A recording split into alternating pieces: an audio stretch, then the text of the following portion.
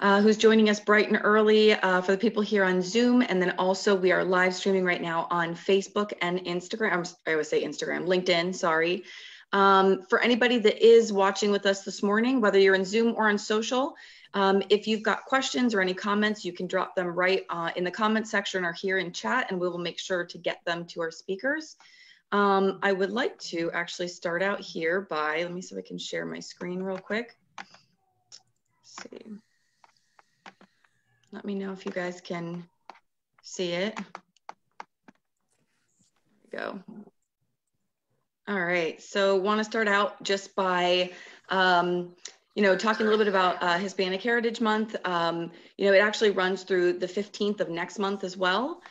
So this obviously discussion this morning, Latinx in tech, is perfect to fall right in the middle of that. So we do have some great speakers this morning. I'm going to introduce a few of them here. We've got Juan Baquero, the GM and translator at Baquero Translations. Maria Landrau, who's a senior product marketing manager at ADT.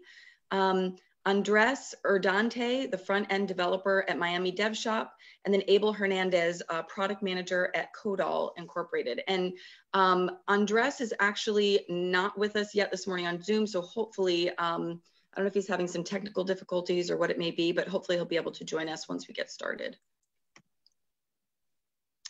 So I want to give everybody a little bit of a brief overview of Palm Beach Tech Association. But just before I do that, I want to thank our sponsors, South Florida Business and Wealth Magazine and Code Teachers. You can go to sfbwmag.com or codeteachers.com for more information.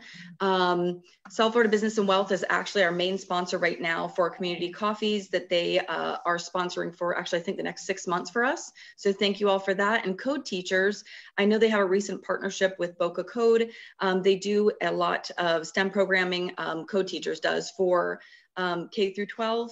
So for our kids, and a lot of coding, web development, YouTube, so anything for the younger generation to get them interested in tech.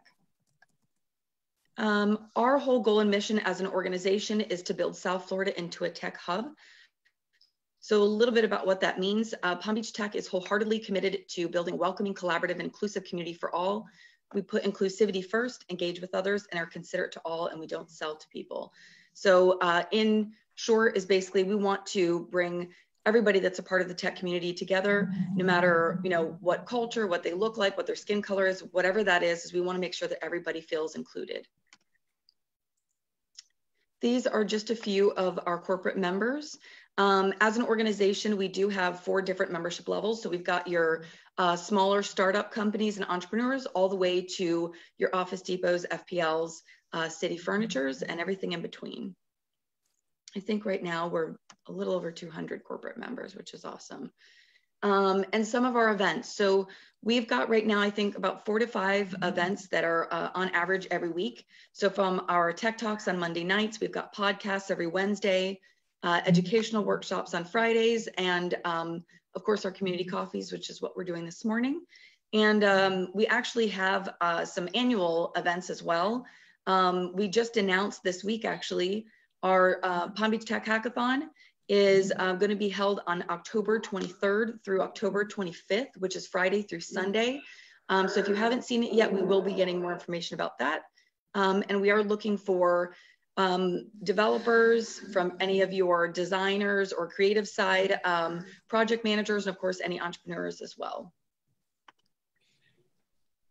And finally, with our memberships, of course, I haven't listed every single benefit here, but we do have different benefits as far as a customized member profile on our website, different speaking opportunities, member exclusive peer groups, which Monica, who's joining us today too from our team, has been working really hard on getting those relaunched. We actually just did that last month. And we actually have, for anybody that's interested in e-commerce and marketing side, we have a brand new group that's going to be having its first meeting on the 23rd of this month, which I believe is what, Wednesday, Thursday, Monica? Yeah, Wednesday, perfect. And last but not least, easy way to join our e-newsletters, which go out every Monday, is you can actually text us your email address to 561-250-6999. 7206. And we will make sure to add you to some of our social and our e-newsletter. And I think that's it. So what I'm going to do is I'm going to start out by having each of our speakers introduce themselves. Just tell us your name, a little bit about what you do, what company you work for, and then we can go straight into the QA this morning. And I've got the first one I've got on my screen, so I'm just going to kind of go in order of my screen. I've got Abel. Hey, good morning, everyone. Yes, so my name's Abel Hernandez. I usually go by Abel Alejandro, but either way is fine. I am a product manager at a tech web development and UX agency from Chicago called Codal. And my job is to do the discovery, ideation, research, user stories. And then once the projects, the different applications begin from different clients, I'm either the owner of the product working with the stakeholders, or I also serve as a Scrum Master in some occasions.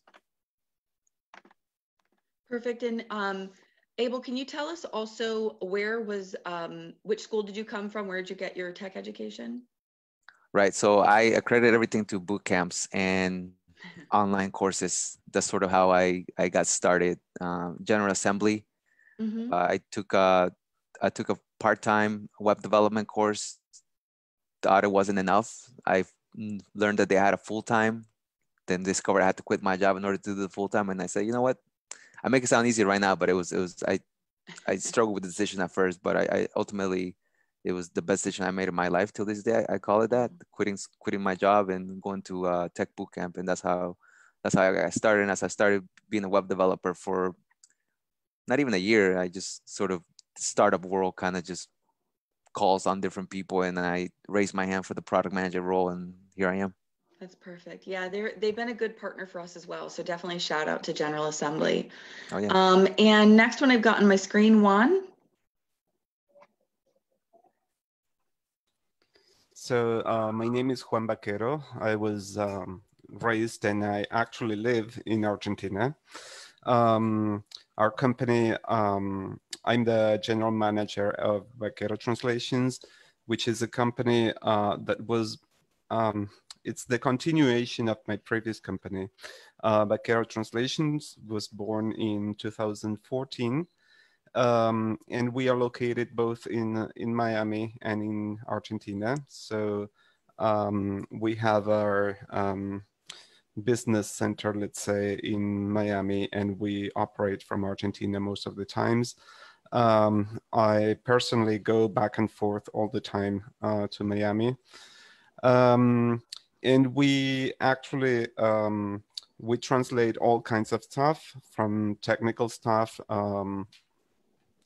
to medicine and any kind of material, basically. We have clients in the field of technology like Microsoft, like IBM, very top-notch companies, and at the same time, very small clients.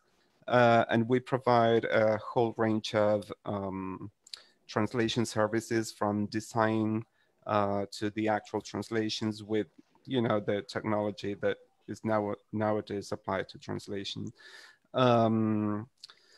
So basically, that's what we do.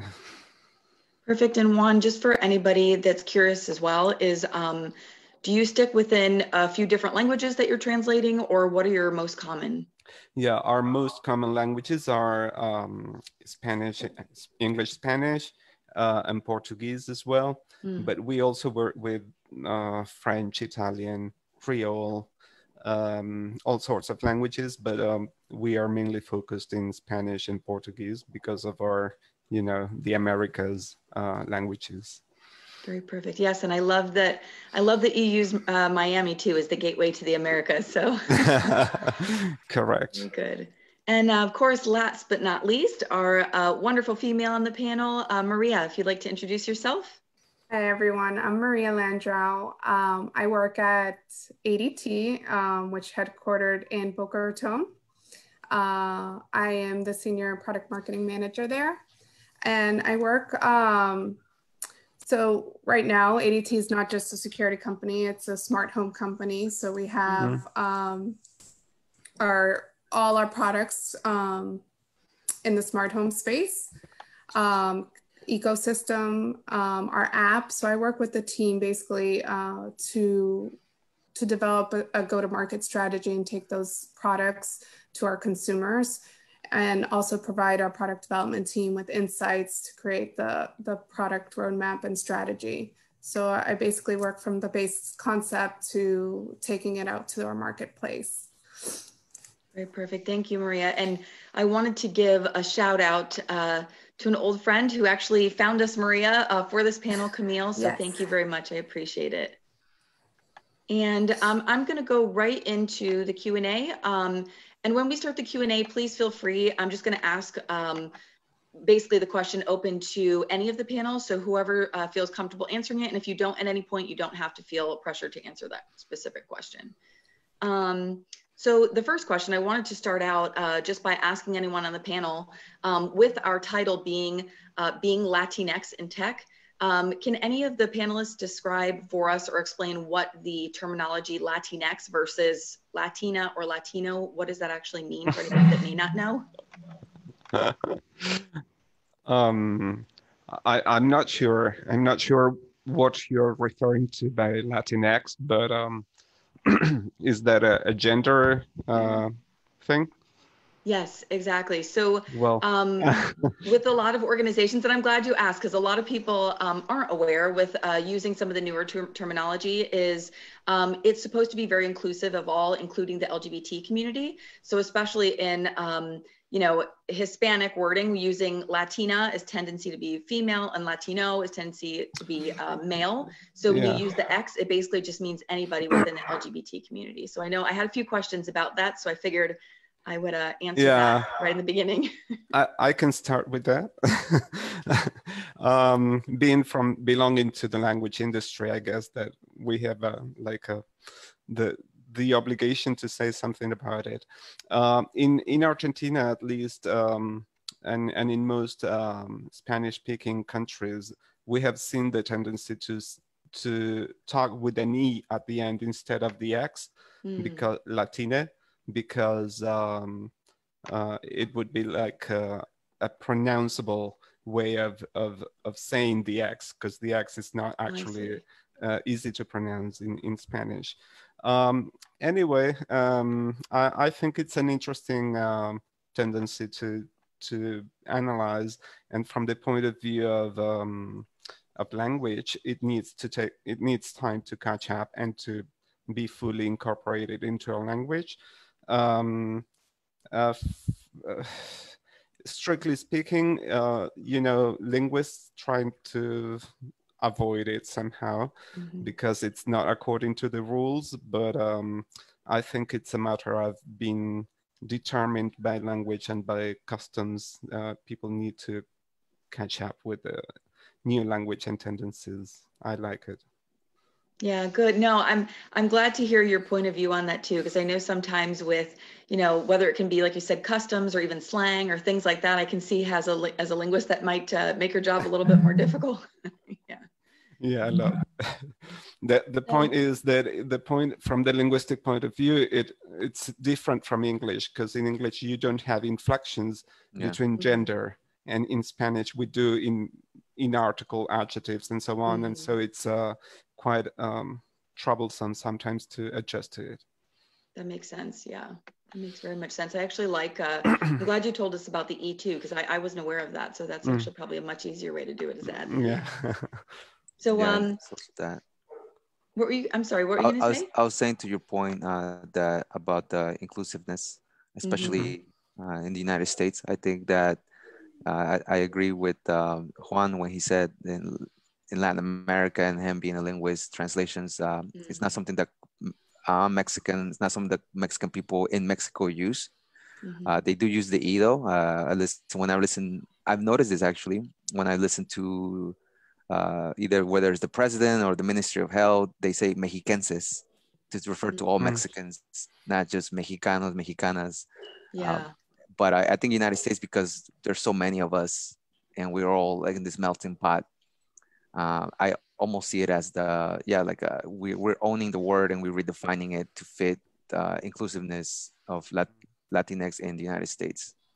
Yeah, I love that. I love that you put it that way. And it's, you know, I was reading actually an article late last night, and the article was all about basically how, you know, there's a lot of either, you know, people within the Latinx community or even the Hispanic community that kind of either prefer or don't prefer either word. They feel like, you know, I'm not a Hispanic, I'm Latino or Latinx, you know, or vice versa. And, you know, I think that's very much to an American thing, because I feel like a lot of countries just prefer, oh, I'm, you know, Mexican, like with you did, Abel, or like, oh, I'm Colombian or whatever. They actually prefer to say where they're from versus categorizing themselves under Latinx or Hispanic. So I think that's a whole nother thing too. So it's kind of like, you know, we are very different, but we're all the same in many aspects. So I think that's kind of interesting. Yeah. I personally like it when people think I'm from somewhere else. I'm like, really? Why? I get Filipino, I get Colombian sometimes. I'm like, oh, cool. Like, I think it's funny, but yeah, opens up conversation. Yeah, it sure. does. Yeah. Yeah. So I wanted to ask, my next question is basically, you know, I noticed over maybe the past decade or so that statistics have shown that the Latinx community is hugely responsible for fueling a lot of the U.S. economy and growth. I mean, I think it was something, the last article I read, it was like $700 or $800 billion in growth for the U.S. economy through majorly small business. But still, as much as we are doing really well in small business and helping fuel the U.S. economy, you still notice that there's still not a lot of the Latinx community in STEM roles and leadership roles, getting funding for startups. Does anybody on this panel have, you know, an opinion on why that may be, that we're so important for the economy, yet for some reason in the normal day-to-day jobs, we can't seem to get the right roles or interest into tech? I mean, I feel that from my experience of people that I've met and the reasons that I got into tech, especially with my family, me being close to my family and seeing how they're either intimidated or they just kind of dismiss themselves as like, oh God, I'm not qualified, so I don't mess with that. I find that sometimes that is the case with people. You do feel the resources are there, but sometimes they're not accessible, or people don't know about it, or they're caught up in the day-to-day that they don't really consider searching for things. And in LA, where I basically went to school and where I grew up for like 18 years, I feel that there are more, especially in the last 5, 6, 7 years, I noticed that there's way more organizations that are exclusively making themselves accessible to Latinx people from all walks of life, especially some of these coding boot camps that do have I think they almost have like a wing of a branch to reach out to people to try to get them into tech.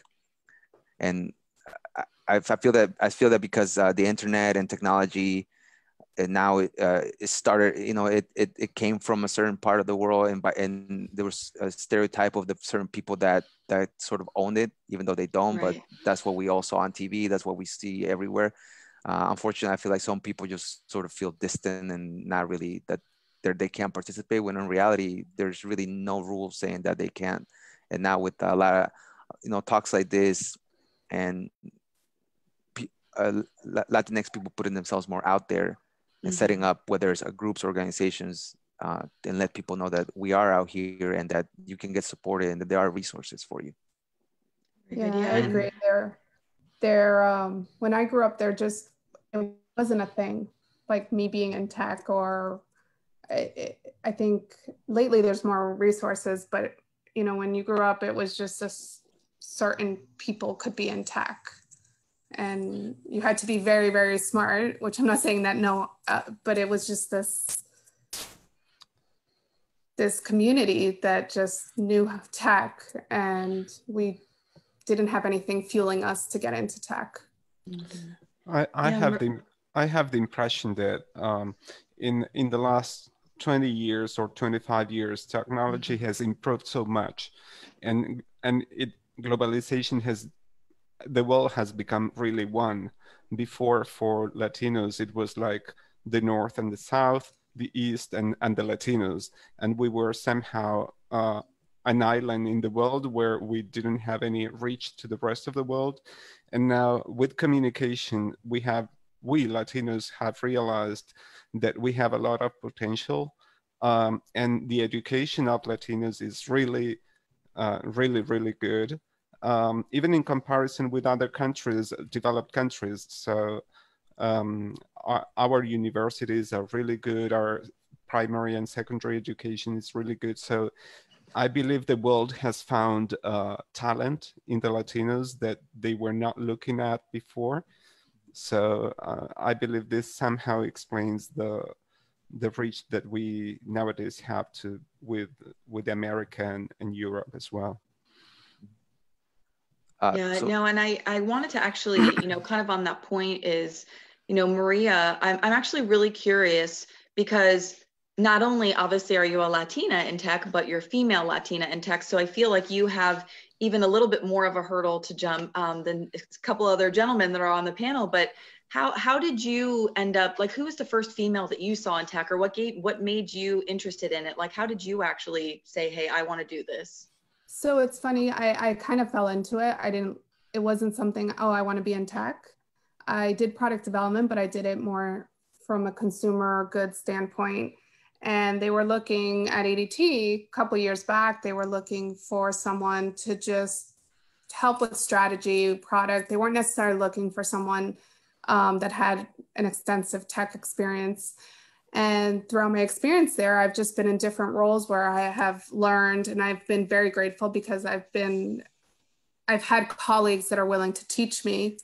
And I think, as the years go on, I've learned more and more. And as Abel said, there's been just so many more resources the last couple of years that I've been able to catch up and learn, but it wasn't something that someone pushed me to be in tech. I fell into it, and there's definitely very few of us. I think Camille is on the line, and she's the only other Latina in my company in tech that I know of. But I hope that future generations, we get more in the workforce, more women Latinas in tech, because there's definitely very few. Yeah. I met Camille actually a while back. I don't know if it was maybe 2 years ago now, but yeah, she was very involved. Yeah, shaking her head. Yes. Yeah. I had to think about that for a minute, but yeah, very involved in the community. Just, I loved her personality, just out there talking to people and, very much push the women in tech and Latina in tech. And so I've always loved that about her. So I was really glad that she, helped us get you on this panel this morning. I did want to ask Abel, were you going to say something as well before Maria spoke? I thought. Yeah, I'm sorry. I think the hackathons are a great bridge for that, but obviously not all of them, right? Some are very specific, and people might just feel completely left out, and that doesn't, not in a bad way, it just doesn't pertain to them, so they don't pay attention to it. In LA, we had a hackathon that it was for how we fix immigration. And a lot of people showed up that had nothing to do with tech, but out of those people that showed up, some of them discovered tech and discovered that they don't necessarily have to be a coder. They can design stuff. They can, run business development. They could business analyst or crunch numbers in more like a data set. So I think that if we want to get people, bring people in, Latinx people in, these hackathons are a good vehicle, but at the same time, the way that they are advertised or marketed, so to speak, it needs to be the language needs to be maybe not so tech oriented, or it could be about a problem, right? Because the thing is, like, in tech, we are supposed to solve problems for everyday people. That's one of the main goals, and everyday people are everywhere, so that's a good way to bring them in, I think. Exactly. Very good. And a couple of you had alluded to this, but I did want to ask, have either of you, I guess, dealt with any adversity or setbacks or anything for being Latinx, in tech yourselves? Has any of you on the panel had to do that, or maybe even, seen it happen to somebody else within a company that you were working at the time?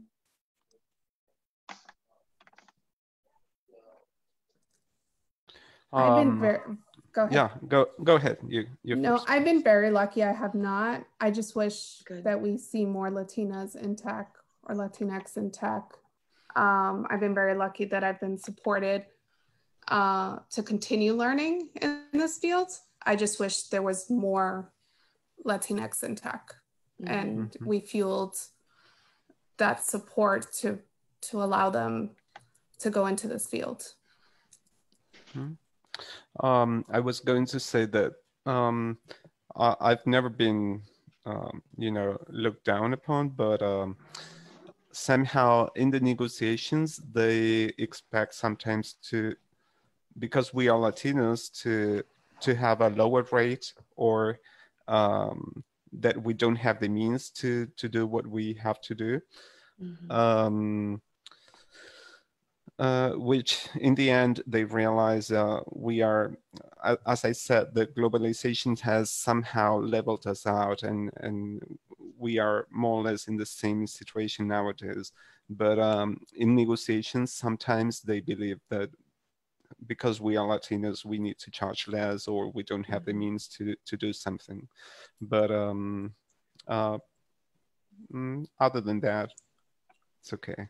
Yeah, so no, I mean, it's a good thing, at least, that none of you have dealt with at least, outright adversity or anything in your face. But it seems like you may have, Juan, by what you're saying, is maybe a couple extra kind of hurdles to jump to almost prove your value that, would easily be given to somebody else that's not of color. Yeah. So I did want to talk a little bit about, your opinion on ERGs, or employee resource groups. Have any of the organizations, either your organization, Juan, or any of the organizations that any of you work for, started any type of ERGs or diversity inclusion groups or anything for the staff and employees? I know that Codal has in last year. I don't know about this year, but I know last year they took part. I think it's called Techstars. I'm not sure. It's somewhere in Illinois.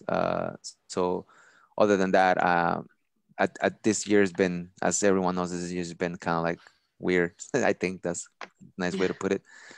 But that's the only one I know about. I also know that when we were in LA, built in LA, did reach out to companies, our startup at the time, and they wanted to know if we wanted to go to a panel of project demos for certain demographic to kind of get those people more exposure, that kind of stuff, for talent, for hiring. Very good. Yeah, in the case of our company, we were born very inclusive and diversified because of in the nature of our staff. Because at the company we are 9 people working in-house, and the rest of the team is absolutely remote. So we are used to dealing with different kinds of cultures and backgrounds and so on. That the thing of being inclusive is not something that for our it's inherent to our company. We have not even thought about it because it's in the nature of our company. Yeah, that's a very different, definitely different perspective that you guys have there, which is actually pretty cool, because you guys are actually probably one of the most diverse companies I've seen, again, just because of what you guys do. So that's great. I did want to talk a little bit about, which I know a couple of you have started kind of mentioning this, but for some of the organizations, hiring managers, leadership out there, I mean, what are some of the benefits of supporting diversity and inclusion? What are some of the benefits of hiring the Latinx community? Like, do any of you want to talk a little bit about that? For me personally, it's been a different type of resource and a perspective as well. And by that, I mean, we work with a lot of people overseas for development, and I know that Mexico, I know Argentina as well. They have a lot of tech talent down there that I think it kind of gets overlooked. But people don't realize the benefits. The time zone, for one, is we're almost the same time zone, if not the same or ahead. And having somebody that is part of that community, it can be that bridge for the company that maybe they have to go through a salesperson, someone has to pitch them, and then once you have that team member that's part of your group and they make the connection, it opens the company to that inclusion of resources that they probably would have never really considered, or they had to be sold on now when you have that kind of those people in your company. And for me, it's also been just connecting with people on a little closer level. I mean, English is my second language. Not anymore. I think I speak English more than I speak Spanish now. But it does create more empathy and more. Even when I speak with, I've always told people, I think just growing up in Mexico, in every country that I've been to, I always compare like, oh, it's kind of like Mexico. You guys also hang on the back of the trucks. Oh, okay, cool. There's chickens. Okay, I see that in Mexico too sometimes. So whenever you hear like roosters in the back and people are talking, they apologize. No, I laugh. I'm like, oh my God, this is like my grandma's house. So I feel like, I know it sounds funny, but to me that makes people feel comfortable. I feel like people are on edge. Sometimes they're nervous, like I live with my family. Like, so do I. Oh my God, I still live with my parents, so you do good. So I think for me, I always have that connection with our team members that are overseas. Regardless if they're from India, Pakistan, or Ukraine, it doesn't matter. Like there's so much things that even if you're Latinx, you still find similarities to how they are brought up. Yeah, that's a very interesting point. I love that. Love that. Maria, Juan, did you have anything to add there? I don't think so, Maria. Abel covered it pretty well. Yeah, I think there's a lot of creativeness in Latin America that's overseen, just like Abel said. And I think if we were able to pull them in more, it's a chain, and then we're able to create more resources to continue to develop the tech community in those areas.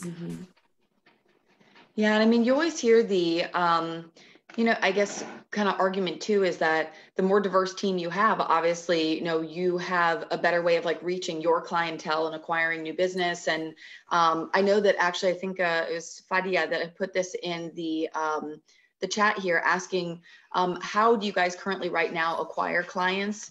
And how do you make, it says, how do they make their business development? I don't know, Fadia, do you want to take yourself off mute? Because I'm not sure if I understand the question. Hi, everyone. Yeah, I was just trying to understand, how do you acquire clients? Like, for example, if you're in that diverse Juan, and you're in that diverse of a world, I think it's easier a little bit to get more international clients.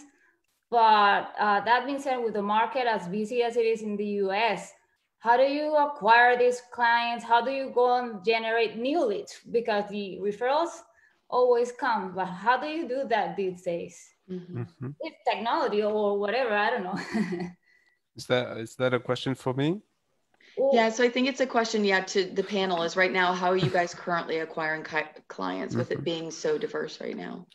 Well, from in our case, it's a mixture of things. Until last year, it was traveling. Actually, you mentioned a few of the ways. One of the most important ways of acquiring new clients for us today is referrals. I would say that 30 or 40% of our clients are referred clients. And then I travel a lot. I visit clients or potential clients. I attend to conferences and of all different industries, actually technology conference like Emerge Americas and so on. And the good thing about this pandemic for us is that I believe that it has opened the doors of different clients that would never open the door before, because people are more likely to have a meeting, an e-meeting with you, and that before it was harder to get to them because they would just, nobody cared about them. They were, too focused on their business and doing business the way they used to do it. And now they realized, or we have realized, that we have to do business in a different way. And having these kind of meetings and connecting to people in a different way is the standard somehow. Yeah, I think that's actually a pretty cool perspective, Juan. Is I feel like, I mean, even for us as an organization as well, is there's actually been a lot of like little silver linings about going through the pandemic. And I feel like it's definitely made people more connected, but also more flexible. They're more open to different things. I mean, probably because we've been forced into this, we have to be flexible right now. But I definitely feel like that. And I'm hoping that that's going to be long term, that we're kind of learning that lesson through this, and that even when we get back to whatever our new norm is going to be, is that at least that part of it sticks around for sure. Mm-hmm. Absolutely. Well, any kind of technology that you use, like in terms of I don't know, not social media or digital marketing for your own company? Yes, we do have community managers, social media. We are in Facebook, LinkedIn, and we are in Instagram as well. We try to remain active in all these social media without driving ourselves crazy, because sometimes it's a lot of time as well. But yes, social media is important for us. It's also important for us to be part of the community. Sometimes social media does not bring clients, but it sticks you around, you know, people's minds, and it's important to be there. Yeah, awareness. Yeah. Very good. Thank you for that one. And I do actually want to bring up a comment that was dropped in chat as well by Fernando. I thought this one was pretty good. Was he said, "I've always felt that our Latin culture has always been flexible to be inclusive of other cultures and languages. That might stem from the close family ties and customs we still hold dear and honor. It's good to see that our Latin culture is also starting to embrace women as intellectuals and strategists." And he put in parentheses, finally. So I know that culturally, yes, like a lot of other cultures, women were kind of put on a lower part of the totem pole, but I feel like that, yes, through more modern times, that we have been able to be included and not have to be the stay-at-home mom all the time and that type of things, that we can work and are looked as equals within the teams at work. So that's great too. Thank you for that, Fernando. I did want to talk a little bit about just with the young people right now, the young Latinx community and education. I'm going to throw out a little bit of some stats here just to give everybody listening that may not know some perspective. But in the United States, approximately 20 to 21% of Hispanics ages 18 to 34 were enrolled in higher education. So just enrolled, not necessarily graduated, compared to 24% of white non-Hispanics. So still very close, 21% versus 24%. Yet the equity gaps are still very much exist in degree attainment and degree completion. So we have very similar enrollment percentages, but when it comes to actually attaining the degrees and completing degrees, it actually changes pretty drastically. We go as a country, nationally, only 24% of Latino adults have an associate's degree or higher, compared to 46% of white non-Hispanic adults. So I just was curious to the panelists, what do you think contributes to the lower degree completion rates when the enrollment rates are so close or so comparable? And I don't know if you want me to repeat any of those. No, it's okay. Abel, would you like to answer that? All right. Yeah, sure. I mean, I'm curious to know what the data set consists of, just because is it more so about finances more than their ethnicity or background? I'd be interested to learn about that. And also, I'm also wondering if any of these folks that were the data set comes from were not able to complete their degrees because of immigration status issues that we know are prevalent in the community. That's the first thing that will be my kind of question that I will have. But just from anecdotal reference and cultural reference, I guess I can say that I know that a lot of the culture sometimes calls for either helping your parents out or the needs of your family particular might have a lot of influence in that, why people don't finish or pursue higher education, and even though they did go to high school or graduated. That's something that I've personally seen happen to family members and friends. Do you think, Abel, or for any of the other panelists, but do you think there's like a family stereotype too, that maybe technology isn't looked at as like a viable career right now, or something that maybe the Latino community doesn't think about right away? I know for me personally, my dad is from Colombia, and I know that the only reason he even got into technology, he actually works for the city of West Palm Beach. He's been there for like over 30 years now.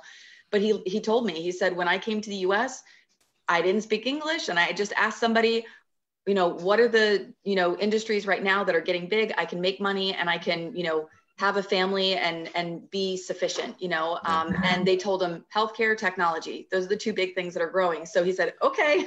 Yeah. So he just kind of picked one, but I don't know if he had asked his own family that if he would have gotten the same answer. So I'm just curious too, if maybe some of that is actually from internal families or expectations. I believe it's funny that, because, yeah. Go ahead. Yeah, you first, Maria, please. Yeah, when I grew up, and I think it's also, tech is just seen like still like just this weird space. Because when I grew up, basically, if you wanted to make money, you had to be a lawyer or a doctor. And I think tech was never mentioned.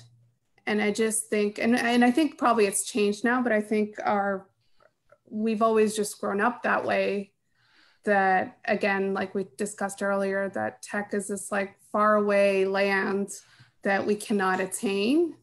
And it's difficult and only certain people understand it. But if you do want to make money, then go to be a doctor, a lawyer, or a lawyer. So again, I think we need to continue to make people understand that there's different areas in tech. And I think we said that I'm not a developer. I do not know how to code.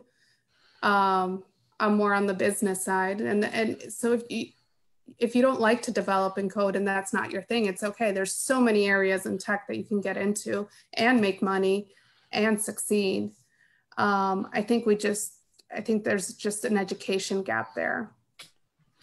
I was going to say, I'm a professor at university here in Argentina. And I always say that, and this is the way I grew up, in my country, and while I was being educated, nobody talked about money.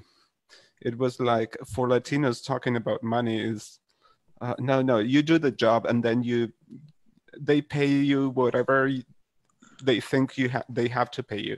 Yeah. And so we grew up, I believe we grow up like not talking about money and not thinking with a capitalist mind. And I believe now this is changing, and I always tell my students, okay, if you can decide what you want to do. If you want to get money, you have to think in this way, and you have to find a way to do it. And I believe this is changing the way people think. Present times are changing our minds. As Maria said before, people didn't even think about technology as a way of making money. And these stereotypes of being a lawyer, a doctor have changed completely. Nowadays, being a doctor or a lawyer is not that profitable, maybe. So now people are thinking about technology, and people are thinking about money and what they want to get in the future. And not just the profession, doing what you want, but living the life you want to live. That's actually a really great point, Juan, as far as like the doctor, the lawyer, the conventional paths might not get you that career, but they also are a bridge to technology. There are so many startups, and since everything now is online or on an app, people are looking for that particular expertise. I remember seeing job articles or postings, or even recruiters, whenever they just send me a bunch of stuff. We have doctors developing apps now. Yeah, right. Yeah. and even some of them actually want like product managers who went to medical school or went to civic, if it's like a voting application or something to do with like the government, they want people that have some sort of knowledge in government or civics. And so you're not completely closing yourself out. You definitely can have that bridge to go into technology with something else. Mm-hmm. That's a great point, Abel. I was just thinking that as Juan was talking, is I feel like it's definitely changed because technology, if you really think about it, almost every single industry out there, no matter what you do, no matter what company you work at, has technology implemented somehow. I'm sure there's some exceptions to that rule somewhere, but definitely I feel like technology, no matter what your interests are, that's still an introduction to tech somehow. Because I love this, I'm going to read this. Hopefully you're okay with that. Camille, is her comment in chat also is, she was saying Camille's first introduction to tech was coding and web design. And she said her mother was actually highly frowned upon it. And she said, I was being pushed to be a pharmacist instead. She said, in the past, it was just considered, quote unquote, playing on your computer, opposed to being viewed as actually building technological skills for the future. So I feel like that, too, kind of to what you were saying, Abel and Juan, is definitely very much changing in the way that we're actually looking at it. Because I feel like when I was younger, too, that was kind of the same thing. Even with my father being in tech, that it was always like, oh, you're just playing on the computer. We never actually thought about it as a job. Actually, I have a question for Maria about ADT. So how, because you mentioned smart home when you did your intro, and I'll be honest with you, when I thought of ADT until you said that, I just thought of the people with just security with the sign outside, you have an ADT alarm, that's it, end the story. I'm interested to know when they pivoted, and yourself, were you with the company when they started their pivot, or did you find yourself in that role? So it's funny, ADT, it was the first smart home provider about 10 years ago. I know a lot of people still see it like the security panel on your wall and the sign, but it's actually, we were the first ones to start with smart home technology. And that's part of what we're trying to do, is to take the marketplace sometimes still sees us like that. And we're not, we're very much a tech company. I started ADT about 5 years ago. And that was like the pivotal point of smart home. It kind of, people knew about it, but people are still confused about it. And there wasn't a lot of competition the way there is now. So the last 5 years, we've been really running to continue to be the leaders of smart home, and continue, just like you, who thought it was just the sign in front of your door, tell customers, no, we're so much more than just, that box security. In your just security. We do help, we continue, our core value is to keep people safe, but we're also helping you make your life more convenient in your home through technology. That's wonderful. Thank you also, Maria, for kind of clarifying that too, because even with me, like I've known that you guys are involved in the smart homes, but for me, even when I'm outside of a building or outside of a home and I see the sign, my brain immediately goes to that. And I'm sure it's because back at, seeing some of the original like commercials and whatever back in the day, that's kind of what stuck in your head. But I'm really glad to hear about how you guys have pivoted and changed as well.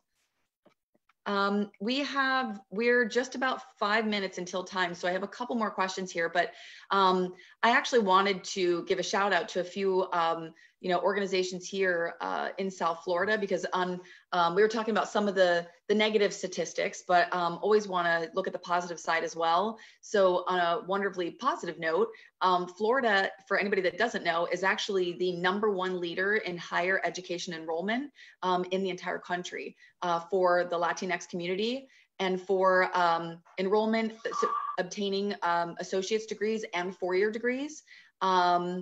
And actually, Miami-Dade College and Florida International University are actually leading the pack, both of those educational institutions. And I did want to actually give a shout out. Again, I believe Carrie is on with us this morning from General Assembly. I know, Abel, you said you went to General Assembly as well, but I wanted to talk a little bit about, for those that maybe feel like they have to do the 4-year route. I think that, the new rise of like the coding schools and all of that it's just starting to get out there. Abel, are you comfortable kind of talking about your experience with that, and maybe what your feelings are on why you did the coding school versus the typical like computer science degree at a 4-year education? Yes, so I think, Juan, you said this earlier, we didn't talk enough about money, and my parents were the same way. Even school was the same way. No one really talked about money, and you have to kind of learn on your own. And for me, I learned on my own. I was in the music industry for 15 years, even though I had a lot of fun stories and met a lot of cool people. I still I wasn't where I wanted to be as an adult in my life, my almost mid 30s. So I did some research, how much, even if I'm the worst web developer in LA County, how much will I make? And I was like, holy crap, it's $15,000 more a year than I'm making right now. Sign me up. That was my first thing. I needed to be comfortable, and you need a nice wage to be comfortable. And then after that, I knew that college was out of the question. I personally never did a 4-year college. I got an associate's degree in audio engineering, and then I did a little here and a little there and dropped out, kept working. The boot camp to me seemed ideal because I was 33 at the time. I had a very limited amount of time to make it happen. And I just didn't see myself doing 2 or 4 years of and getting in a bunch of debt for a degree that I have no idea what was going to happen after 2 or 4 years. The boot camp said in 3 months you're out, and we'll use all our resources that can get you a job. And I went with General Assembly because they had the biggest network, they had the most resources, and I've seen the success some of their students had. And I said, all right, I need to be part of a community that's going to support me, and they pretty much fit the bill. And till this day, I still, every single person that I went to boot camp with, I still talk to them. If I'm struggling, if I have questions, they're still there. Even a couple of my instructors. So that it really was, for me, it was about resources, time, and just what the possibilities of the outcomes were going to be in a short period of time.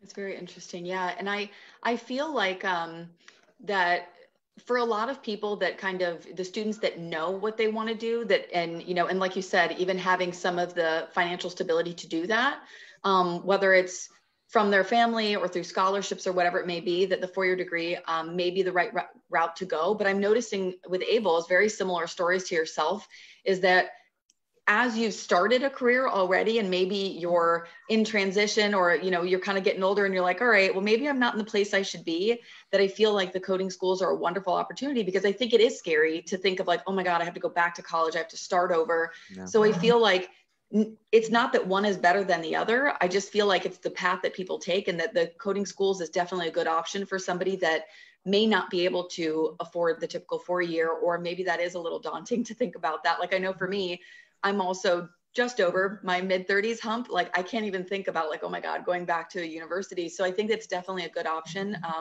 So I definitely, thank you for kind of sharing that experience. And thank you, Carrie, for being on with us this morning too. And I have, just because we're right at about time right now, just one final question for all of our panelists is, to sum everything up this morning, and I'm sure, again, we could probably talk about this for a whole nother hour, but what advice would you give to anybody right now that's young in the Latinx community, looking at tech as a true profession, or students that maybe say, okay, I have an interest in it, but I'm not really sure? What advice would you give to them that maybe you'd wish somebody had told you when you were younger? I would say that you need to dare, you need to do it, to follow your instinct and do what you want. And I related to what Abel and you were saying just a moment ago. I believe it's never too late to start studying or whatever you want to do, you really want to do, because as you grow old, you realize that 4 years or 3 years studying is not really a lot of time. So it just goes like that, and you can, in 3 years, you can find yourself doing what you really love, and if technology is what you want, go for it. That's a great point too, Ani. Yeah, I definitely feel like when you're younger, time seems so much more than it actually is. When you're older, time goes by so much faster. Yeah. Maria, Abel, either one of you? Yeah, I think I would tell them that it's easily attainable, and it continues. The opportunities are endless.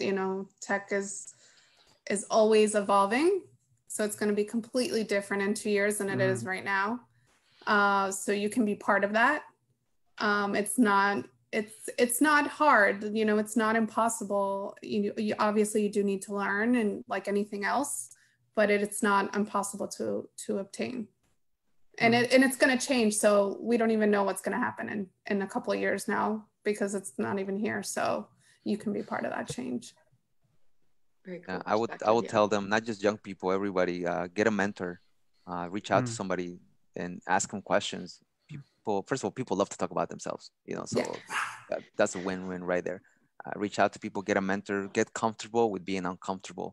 And by that, I mean, you're going to make mistakes. It's a new thing. You're not supposed to know everything, and it's okay. But as long as you have you're resourceful and you push, you should be all right. I love that. I think that was perfect to sum up this morning.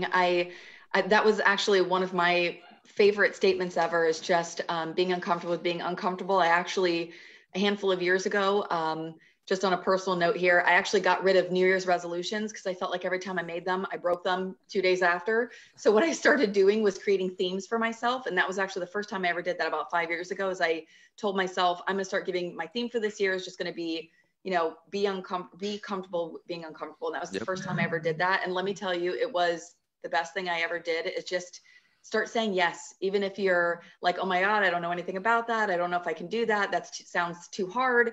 Just try it. And I think also is just as you get older, you start learning that failure sometimes can be a good thing, because you learn what you're good at and what you're not good at, and you take chances, and maybe there's something that'll come out of that was totally unexpected that you'll fall in love with, and you never know. So that was perfect, able to sum that up. But we are right at time. I've got 9:01 on my phone here. So just want to thank you again, Abel, Maria, and Juan, for all your perspectives, everything that you said this morning. Again, happy Hispanic Heritage Month to everybody. And thank you for joining us bright and early this morning.